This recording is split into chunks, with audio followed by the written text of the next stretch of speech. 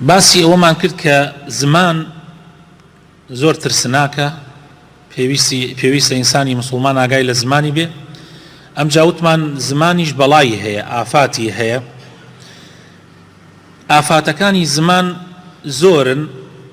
ئێمە هەندێکی بە قەدەری تواناگەر خۆی پەروەردگار یارمەتیمان با لە وتارەکانی جمعەیە باسیەکەین و عەرزی جەنابتانەکەین تا بزانن چەند خەتەرە و ئاگامانیش لێی نەبووە تا ئێستا.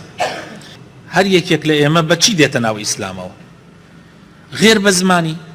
ئەگەر بتوانی قسە بکەی کە ڕوولاڵ نەبی، ئەبێ بە زمان بڵێ ئەشهەدو ئەن لا ئیلاهە ئیلا الله و ئەشهەدو ئەنە محەممەدەن ڕەسوول الله. ئەوجا مسلمانی. یعنی ئەگەر نەیڵێی لە دڵیشەوە قەناعەتت پێی هەبێ بەس نەیڵی بە زمان تۆ مسلمان نیت. کەوا بوو مەسئلەی زمان مەسئلەیەکی خەتەرە. هەروەها کوفر و شیرکیش بە زمان ئەنجامەدرێ. کابرا گاڵتە بەخواکە، نەعوذ بالله، بەس گاڵتەکردن بەخوای تەعالا ئینسانی پێ کافرە بێ، بە زمانە. گاڵتەکردن بە پێغەمبەر صلی الله عليه وسلم، گاڵتەکردن بە قورئان، گاڵتەکردن بە ئاەتێک لە ئاەتەکانی قورئان، ئەمانە ئینسانی پێ کافرە بێ. لەوانەیە زۆر کەس نەیزانێ لەبەرەوەی باس ناکرێ ئەم مەسائلانە. تۆ بەچی کچەکەت حەڵاڵە بێ لە کوڕێک؟ ئێستا ئەگەر کوڕێک لەگەڵ کچەکەتا ببینی لە دەرگای حەوشا قسە ئەکا، لەوانەیە بیکوژی. کوڕێکی غەریب لەگەڵ کچەک، هەتا غەریبی واش نا، یعنی برازای خۆت بێ، کچەکەت بووە لە ماڵ دەریکە، لەوانەیە بیکوژی. بەڵام بە یەک وشە کە ئەم بڵێ قبوڵمە و ئەوش بڵێ قبوڵمە، ئەوە ڕازی بم و قبوڵمە، بە وشە بە کەلیمە ئەبنە حەڵاڵی یەکتری و شانازیش ئەکەی کەوابی خاتە ناو سیارەکەی و بیبا بۆ ماڵەکەی خۆی. یعنی نیکاح و ژنمارە بڕین وشەیە، لە دەم دەرەچێ وشەیەکە بەوە ئافرەتان حەڵاڵە بن بۆ پیاوەکان و کەسیش لۆمەیان ناکە. هەروەها بە یەک وشە تەلاق ئەدرێ، حرامە بن لە یەک بە وشە. یعنی وشەیەک لە دەمی دەرەچێ ئەو ژنەی لێ حرامە بێ، هەر وشەیشە، هەر کەلیمێ. کەوابوو مەسەلەی وشە و کەلیمە با بەکەم نەزانین. جاری وا هەیە شەریک قەراردانی تیا تێکەڵا بێ، یعنی بە زمانت تاوانی شرک ئەنجامەدەی کە یەکێکە لە گەورەترین تاوانەکان. بەڵکو ئەتوانی بڵێ هیچ تاوانێک نییە ئەوەنەی ئەو تاوانە گەورە بێ. خوای تەعالا لە هەموو تاوانێک خۆشە بێ ئەگەر ئینسان بمرێ و تۆبەی لێ نەکرد بێ، احتیمالی لێخۆشبوونی هەیە، بەڵام شەریک قەراردان بە هیچ شێوازێک احتیمالی لێخۆشبوونی نییە. ئەگەر بڕۆن تەماشای قورئان بکەن، خوای تەعالا ئەفەرمێ ئین الله لا یغفر أن يشرك به ويغفر ما دون ذلك لمن يشاء. دوو جارەمە لە سوورەتی نیساء ئاەتی 48 ئاەتی 116 دووبارە بووەتەوە. کەوابوو ئەبێ ئاگامان لە خۆمان بێ و ئاگامان لە زمانمان بێ. لە مەسائیلی شرکە بڕێک وشە هەیە لە ئیسلام دەرتەکە ئەگەر ئاگات لە خۆت نەبێ. یعنی بڕێ وشە هەیە لە ئیسلام دەرتەکە ئەگەر ئاگات لە خۆت نەبێ زۆر زۆر خەتەرە. یەکێک لەوانە هاوارکردن بە غەیری خوا. ئیتر غەیری خوا کەوتمان غەیری خوا جگە لە ئەڵڵاه، جگە لە خوا و ناوە جوانەکانی خوا. هاوار بە هەر ناوێکی تر بکەی یا بە هەر کەسێکی تر یان بە هەر شەخصێکی تر، بە ئەو شەخصە گەورەترینی پێغەمبەرەکان بێ، گەورەترینی مەلائیکەکان بێ، هەر کەسێکی تر بێ، ئینسانی پێ کافرە بێ. هەروەها داوای فریاد کەوتن، هەروەها پەناگرتن، هەروەها داوای یارمەتیکردن لە غەیری ئەڵڵا، لەو کەسانە کەوان شتێک یعنی لە شتێکا داوای لێ بکەی، داوای یارمەتی لە کەسێک بکەی کە توانای لەسەری نییە. بۆ نمونە ڕۆیتە لای قەبرێک، ڕۆیتە لای پیاوچاکێک، هەتا ئەگاتە داروبەردێک. هاوارکردن بەوانە هەمووی شرکی گەورەیە، شرکی بچووکیش نییە، شرکی گەورەیە کە ئەگەر بزانی لە ئیسلام دەرتەکە. ئێمە خوای تەعالا بۆ عیبادەت دروستی کردین خۆشەویستەکانم. ئەمە مەسئلەیەکە زۆر گرنگە. خوای تعالى لقرآن پیروزا أفرمي سورة ذاريات آياتي 56 وما خلقت الجن والإنس إلا ليعبدون.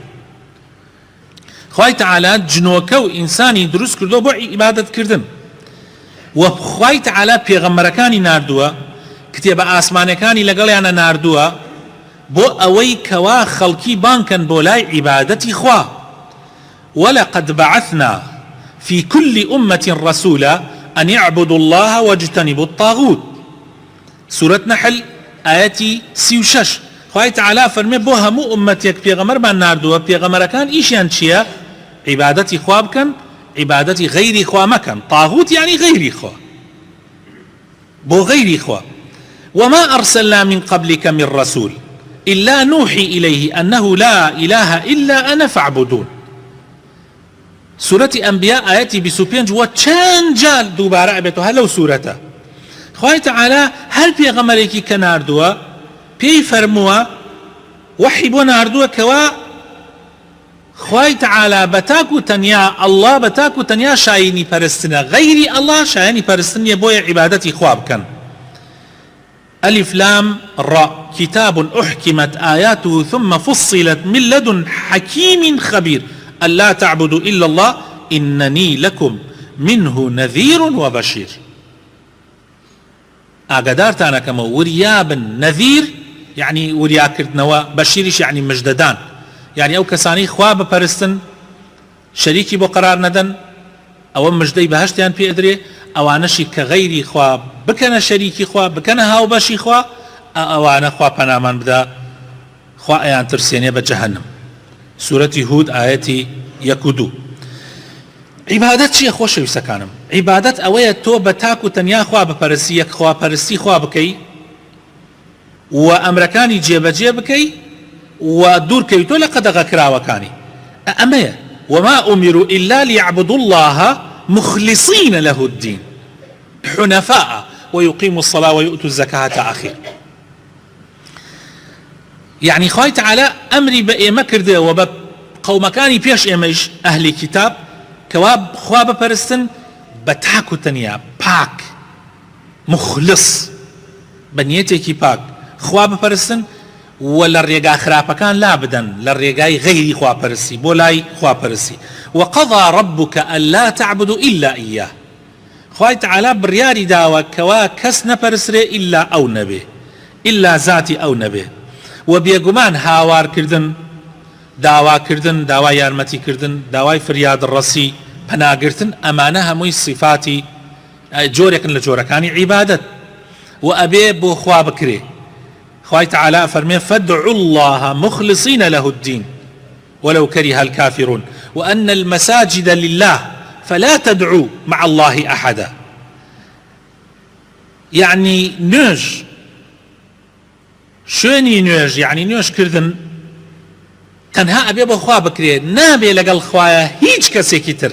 ئەو ئەحەدە لە زمانی عەرەبیە ئەفەرمن نەکیرە في سیاق النەفی يعني بە هیچ شێوازێ نابێ کەسێکی تر بپەرسترێ لەگەڵ خوایە. داوا لە غەیری خوا بکرێ لە غەیری خوا حتا لە غەیری خوا کاتی ئەفەرمێ لە غەیری خوا هەموو کەسێک ئەگرێتەوە حتا پێغەمبەریش صلی الله عليه وسلم نابێت تۆ هاواری پێ بکەی حتا جبریل عليه السلام نابێت تۆ هاواری پێ بکرێ. ولا تدعو من دون الله ما لا ينفعك ولا يضرك. ئەزانن ئەمایەتە بۆ کێ دابەزی کە خوای تعالى فەرمێ داوا مەکەن لە غەیری خوا لە هیچ کەسێک کە نە زەرەریان بەدەسە و نە قازانجیان بەدەسە. ئەمە بۆ پێغەمبەرە صلی الله عليه وسلم. خوا ڕووە کاتە پێغەمبەر صلی الله عليه وسلم سورەتی یونس ئاەتی 106 خوا ڕووە کاتە پێغەمبەر صلی الله عليه وسلم ئەفەرمێ ئەی محەممەد صلی الله عليه وسلم جگە لە خوا داوا لە هیچ کەسێکی تر مەکە کە نە زەرەری بەدەسە نە قازانجی بەدەسە. ئەی ئەگەر بیکە هەر کەسێکی تر طبعا پێغەمبەر صلی الله عليه وسلم هەرگیز نەیکردووە حت بەر لە پێغەمبەرایەتیش قەت داوای لە غەیری خوا نەکردووە. بەس ئەمە بۆ ئێمەیە بۆ ئەوەی ئێمە فێر ببین. ئەی ئەگەر کەسێک کردی لە کۆتایی ئاەتەکە خوای تعالى فەرمێ فإن فعلت فإنك إذا من الظالمين. ئەگەر بیکەی خوا پەنامان بدە ئەوە کوفرە شیرکە. لەوانەیە ئێستا بڵێن مامۆساوتی زاڵمین نەیوت کافرین نەیوت مشرکین. آخر برا بەڕێزەکانم هەر خوای تعالى لە قورئانە ئەفەرمێ إن الشرك لظلم عظيم. خوای تعالی کە ئەفەرمێ والكافرون هم الظالمون فإنك إذا من الظالمين يعني فإنك إذا من المشركين من الكافرين خوا پەنامان بدە. جا ئەبێ زۆر زۆر ئاگامان لێ بێ مەسائلەکە هەروە ئاسان نییە خۆشەویستەکانم. نابێ ئینسان داوا لە مردوو بکە، یعنی مردوو کە مرد تەواوی تر چۆن داوا لە مردووەکەی توانای نییە. یعنی ئێستا ئەگەر من داوا لە تۆ بکە من زەحمەت نەبێ پەرداخێکی ئاوم بۆ بێنە، ئەمە دروستە، ئەم داواکردنە دروستە چونکە تۆ توانات هەیە پەرداخی ئاو بە من بێنی. بەڵام داوا لە مردوویەک بکەم بڵێم فریام کەوە پەرداخێکی ئاوم بەرێ، ئەمە دروست نییە چونکە ئەو مردووە توانای نییە پەرداخی ئاو بە من، توانای نییە.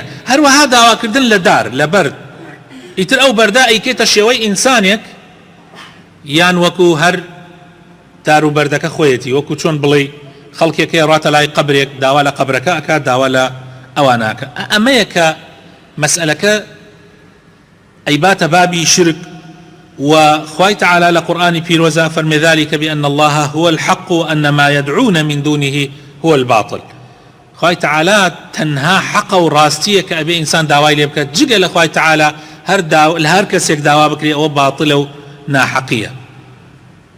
ئەمە ئەسڵی دینە خۆشەویستەکانم، ئەسڵی ئەم دینەی ئێمە لەسەر ئەمە دامەزراوە. ولقد أوحي إليك خوا بە پێغەمبەرە فەرمێ صلی الله عليه وسلم ولقد أوحي إليك وإلى الذين من قبلك وحی بۆ تۆ هاتووە ئەی پێغەمبەر و بۆ ئەوانەی پێشی تۆش پێغەمبەرەکانی تر لئین ئەشرەکتە لەیەحبەطەن عەمەلوک، ئەگەر شەریک بۆ خوا قەرار بدەی هەرچی کردەوە تێپوچەڵ ئەبێتەوە ولتكونن من الخاسرين و لە خەسارۆمەندان ئەبی بل الله فاعبد وكن من الشاكرين. سورة زمر آياتي 65 بۆ 66 بل الله فاعبد، بەڵکو تەنها و تەنها خوا بپەرستە و لە سوپاس گوزەران بە ئەوانەی کە سوپاسی خوای تعالیکەن و حەمد و سەنایەکەن. ولو ئەشرەکو ئەگەر هەر قەومێک لە قەومەکان شەریک بۆ خوا قەراردان یان هەر کەسێک لە کەسەکان لحبط عنهم ما كانوا يعملون. سورة أنعام آياتي 88. دینی ئیسلام لەسەر دوو پایەی سەرەکی ڕاوەستاوە. دینی ئیسلام خۆشەویستەکانم لەسەر دوو پایەی سەرەکی ڕاوەستاوە.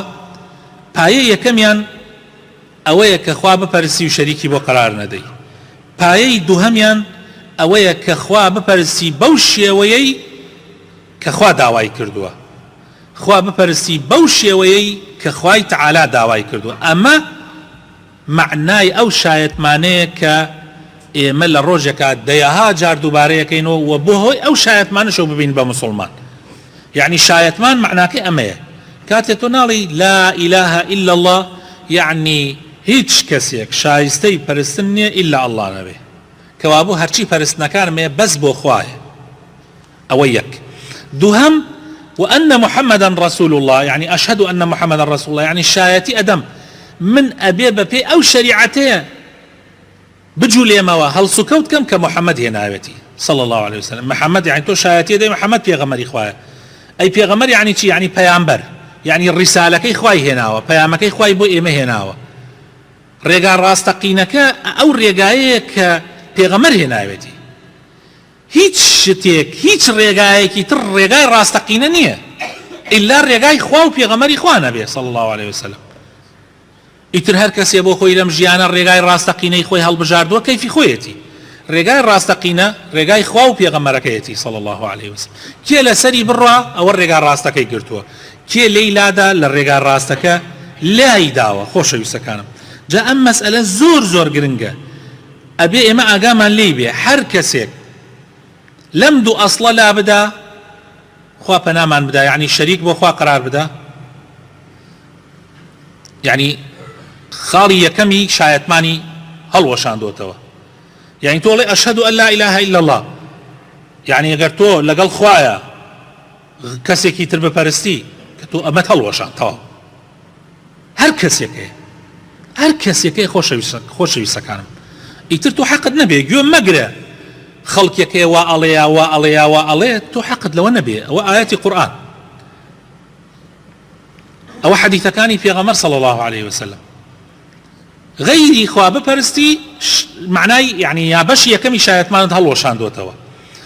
بەشی دووەمی شایەتمان ئەوەیە تۆ بە پێی شریعەتەکەی پێغەمبەر صلی الله عليه وسلم يعني بجولەیتەوە هەر کەسێک شریعەتەکەی پێغەمبەر صلی الله عليه وسلم يعني عیبادەتکردنی خوا بە پێی شریعەتەکە ئیتر لە هەموو ژیانتا تۆ عیبادەت ئەوەیە کە تۆ هەموو ژیانت بە پێی شریعەتەکە بێ ئەی ئەگەر هەندێک لە ژیانی خۆتت بە پێی شریعەتی پێغەمبەر صلی الله عليه وسلم دا نەمەزراند يعني بدعت کرد ئەوە لێت قبول ناکرێ ئەوە وەرناگیرێ ها خوای تعالى فرمي وقدمنا إلى ما عملوا من عمل فجعلناه هباء منثورا هاتين خوای تعالى فرمي خەڵکێک کاریان کردووە ئیشیان کردووە بەڵام خوای تعالى هەموو کردەوەکان يعني دا بەبایە يعني قیمەتی نەما ڕۆی من أحدث في أمرنا هذا ما ليس منه فهو الرد هەر کەسێک شتێکی تر زیاد کا لە دینی ئیسلامە کە لە دینی ئیسلامە نەبێ یان بیگۆڕێ یان زیادی کە ئەوە وەرنەگیراوە خوای داتە ناو چاوێ لێی قبول ناکات ئێستا نوێژی جمعە من وتم مسلمانان هەڵسن نوێژی جمعە بکەین زەحمەت نەبێ هەڵسن با نوێژەکانمان بکەین لە جیاتی 2 ڕکات من 3 ڕکات نوێژم بۆتان کرد ئێوە سبحان اللهتان کرد داواتان کرد کە مەسەلەن من دانشمەوە بەڵام من هەر هەڵسامەوە نوێژی نیمەڕۆم کرد بە 3 ڕکات قبوڵە یا قبوڵ نییە پێتان ئەڵێم کاکە من 1 ڕکات زیادەم کردو خۆ هیچ خراپ نییە ماڵ زیادە سەر ناشکێنێ شتی زیادە لە دینە قبوڵ نییە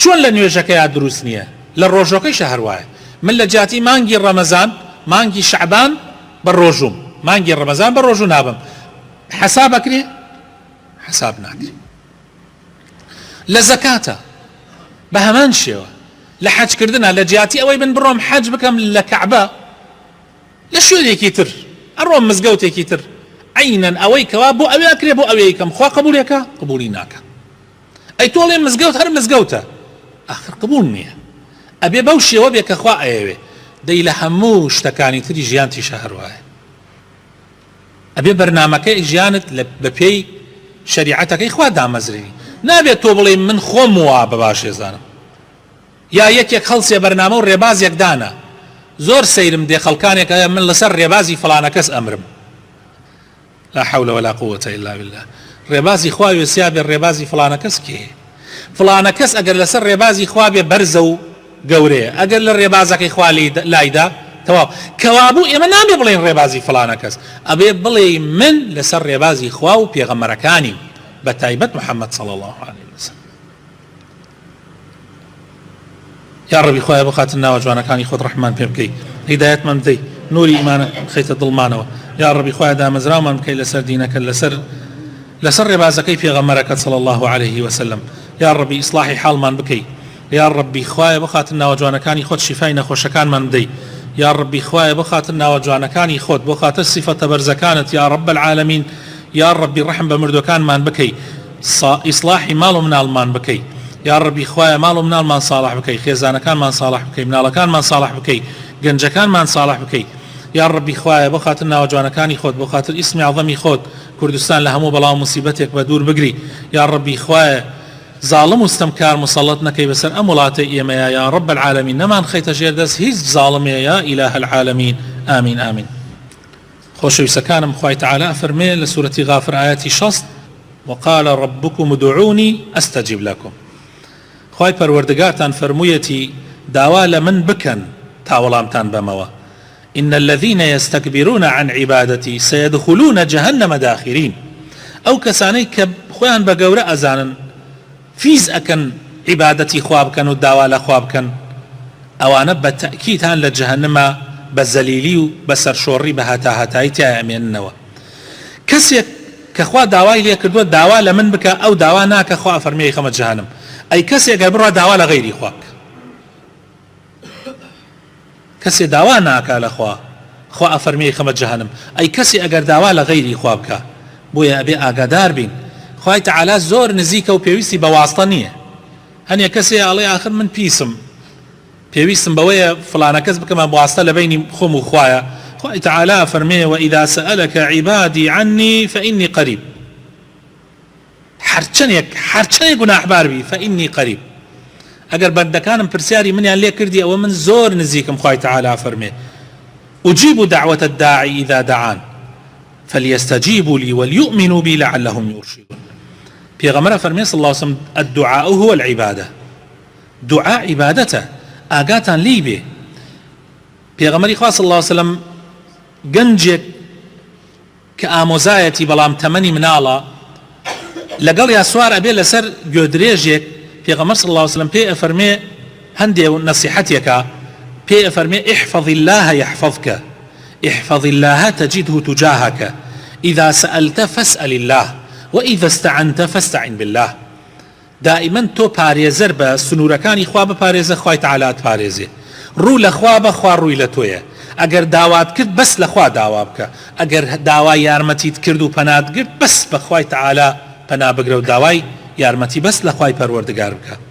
پێغەمبەری خوا صلی الله عليه وسلم لە حەدیثێکی ترە ئەفەرمێ من مات وهو يدعو لله ندا دخل النار. هەر کەسێ بمرێت و لەگەڵ خوایە هاوبەشی بڕیار دابێ بەخوا تەکید بن شوێنی هاڵی ئاگری جەهەنەمە وەکو ئیمامی بوخاری ئەگەڕێتەوە. لە حەدیثێکی ترە ئەفەرمێ پرسیاریان لە پێغەمبەر کرد صلی الله عليه وسلم أي الذنب أعظم چی گوناحێ زۆر زۆر گەورەیە لە هەموو گوناحەکانی تر گەورەترە.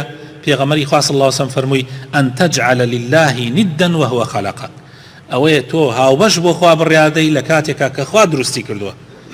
تۆ دروستکراوی هیچ کەسێک نیت هیچ کەسێک.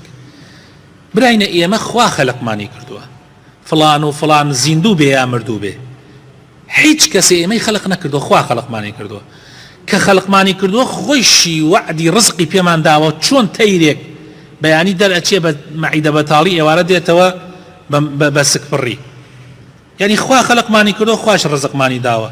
بۆ من بڕۆم لەبەر خاتر ڕزق غەیری خوا بپەرستم بۆ ماسا و کلکەلەقێ بۆ غەیری خوا بکەم من خوا خەلقمی کردووە دەی ئەویش ڕزق مەدا ئەویش ڕۆزیم ئەدا ئەویش گەورەمی ئەویش گەورەمەکە ئەویش ئەمرێنێ ئەویش ئەمژێنێ نەخۆشیم لەلایەن ئەوەیە لەش ساغیشیم لەلایەن ئەوەیە هەموو کاروبارەکانی ژیانم ئەو هەڵیە سوڕێنێ بەخوا ئەو هەوایی کە هەڵێ مژم هی خوایە ئەو تیکەنانەی کە ئەیخۆم هی خوایە ئەو ئاوەی کە ئەیخۆمەوە هی خوایە.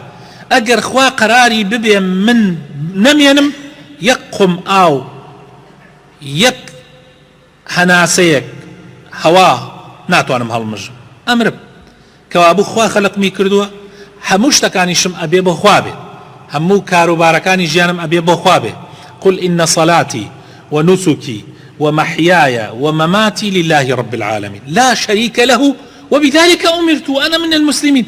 همون يشكي فرست أم دعاء لبردم يا أخواني آخر أم دعاء يعني معقولة تبلي إن صلاتي نجم ونسكي كاروباركاني حج سربريني حيوان آجل جيانم مردنم هموي أبي بخوابي شريكي شي نابي ببي هاوباشي شي نابي ببي همو شتيكم أبي بخوابي يعني شون بخوا يعني سمن هر كاريككم أبي لبا خاطري خوابيكم أبي بخوا هالصم بخوا دانشم ببي شريعتك أو بي يترتواو من أما همو رجا دوباريكم وهمو فرزيك لبر لنيوجك سنة أم دعاء بخواني. قل إن صلاتي ونسكي ومحياي ومماتي لله رب العالمين لا شريك له وبذلك أمرت وفرمانم بيكراوه وأنا من المسلمين من لمسلمانانم.